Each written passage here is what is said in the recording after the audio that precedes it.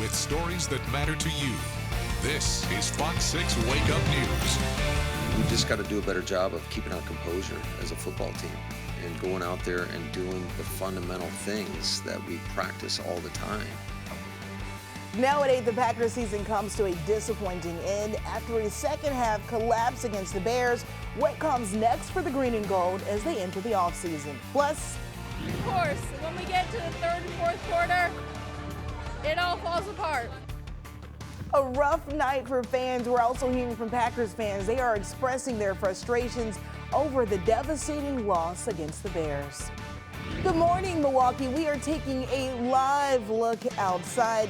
Looks kind of gloomy, maybe how some people are feeling this morning after that tough loss.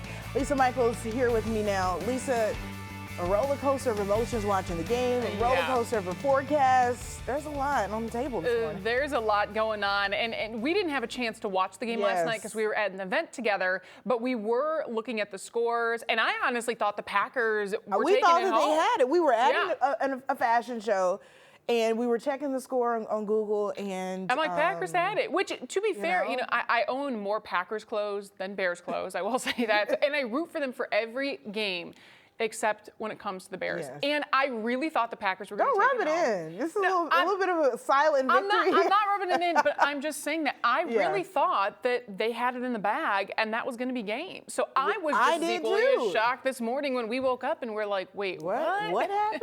How? It's going to be a rough day, but we're going to get through it and they're going to come back next year even stronger. Exactly. That's what's going to happen. Packers going to come back. We always do. I will say, though, Packers have the best fan base out of any other team out there. So we're still going to be strong. As we are looking, though, outside, we are still going to have a little bit of that golden sunrise this morning. But, yes, clouds will remain out there as well. And we will have that mixture of sun and clouds throughout the day. Actual temperatures are the numbers on the left. We are going to see most spots in the mid to upper 20s, isolated 30 degrees there in West Bend. But factoring in the wind chill, everyone feels like the teens, and it is going to be quite blustery at times this morning. We've had strong winds moving in last night with this frontal system, and that is staying with us this morning also, which will keep our wind chills in the teens through the first half of the day. And then as we get into the afternoon, temperatures could warm up right near that freezing mark, but wind chills remaining in the lower 20s. So making sure you have the winter gear today is important. Also take it slow on the roads. There will be a few icy spots, but we won't have to worry about that for long. A big warm-up's on the way. We'll break down those details on when coming up. Hart speeding furiously, gets dropped. Love looking. One last gasp. Moving guys around. Fires to the end zone, and it is broken up. The Bears win it in a crazy one. We are taking a live look at Chicago, where the Packers season came to an end last night in a second half collapse against the Bears in the wild card playoff. As Tim Van Voren reports from the Windy City, this loss is one the green and gold they won't be forgetting anytime soon. The Packers organization promotes its history with the best of them, and understandably. But the team also has a growing, ugly postseason history. The latest chapter, Saturday night in Chicago. We just got to do a better job of keeping our composure as a football team and going out there and doing the fundamental things that we practice all the time. And I think when you get in these types of big games, when you don't execute simple fundamentals, it comes back to bite you, and that's exactly what happened. Multiple times with the coverages on the back end, we were just not on the same page. So one person calling this, another person playing this, and that led to bite us. Just in terms of the effort, the heart, we was giving it all out there. So, just got to find ways to, be better on all 11. I still got to go back and watch the film, find out where I can improve and see where we could be better as a defense. And, hold on to this feeling. All in all, it was lack of execution from everybody. The postseason is the offseason. And this one might be pretty interesting in Green Bay. At Soldier Field, Tim Van Voren, Fox 6 Sports. A tough loss followed by even tougher conversations there. Well, it was also a roller coaster of emotions for Packers fans across our area during the game. Now, this morning, we're hearing reactions from fans after this tough loss. Our Andrea Muzu spoke with Packers fan Hall of Fame finalist Bruce Rochner at DJ's Goalpost, who says this loss ranks near the top of his list. Right near the top. You know, there's a few other ones recently, some playoff losses back in the day. Lombardi era, they had a couple of boo-boos, but this one kind of stung. We had this game in the bag, and the ball didn't quite bounce our way, but we will survive and move on.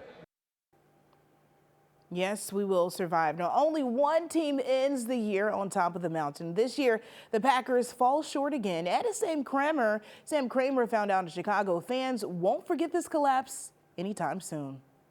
Seattle in 2014, Philadelphia in 2003, now Chicago in the 2025 playoffs, though we're in the new year. This game added to a heartbreaking list of Packers playoff defeats that at this point might almost feel like they are trademarked. I want to take you along the ride from Will's Northwoods Inn, the go-to Packers bar in downtown Chicago. This place was absolutely buzzing in the first half. The Packers scored 3 touchdowns. Roars from the crowd, go Pack Go chants.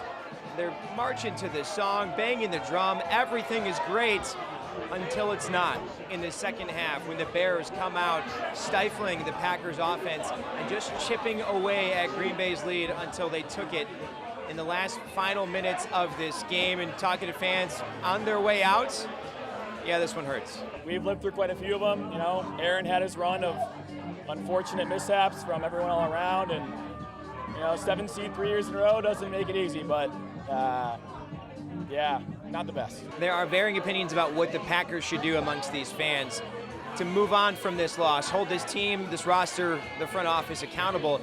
What everyone agrees on is that it hurts even more that it happened in Chicago. Reporting in Chicago, Sam Kramer, Fox 6 News. Such a tough loss. Well, in other news this morning, one person is dead and a teen is injured in a double shooting. It happened last night near 34th and Silver Spring. This is video from the scene. Milwaukee police tell us a 16-year-old was shot and taken to the hospital. The other victim died at the scene. Now, police say the shooting is under investigation, and this morning they're still searching for suspects. They dragged him out of his bed and shot him in his own home. Now, that's how prosecutors say multiple men killed a Milwaukee father back in December. Prosecutors charged 30-year-old Kevin Rios Garcia, who you see there, in the killing of 24-year-old Jose Suarez Montez.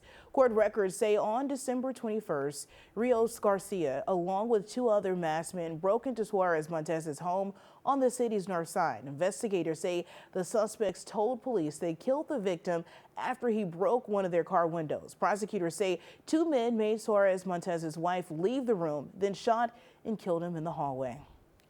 When you look at the criminal complaint, you will understand that this intentional homicide actually occurred, if not in view, in earshot of the victim's children. Rios Garcia was given a $500,000 cash bond. He is a citizen of Honduras and has to turn in his passport. 2 other people have been also charged in the case. We want ICE off our streets! We want ICE off our streets! A large demonstration was held in Milwaukee, downtown Milwaukee, Friday night in response to the fatal shooting of a Minnesota woman by an ICE agent earlier this week. Now, Milwaukee protesters say the ICE agents used excessive force against that woman, identified as 37-year-old Renee Good. Through chants, candles, and signs that read "Justice for Renee Good," demonstrators made their way from Cathedral Square all the way down to the federal courthouse, over the river into the Milwaukee County Courthouse. Now, during the march, there were counter-protesters showing support for the Trump administration. We're told this is just one of many demonstrations to be organized. Time now, 8:09. New year, new goals, but do you actually have plans for your finances? Well, financial expert Erica Wright will join us live in studio to break down where and how to start. That's in about 12 minutes.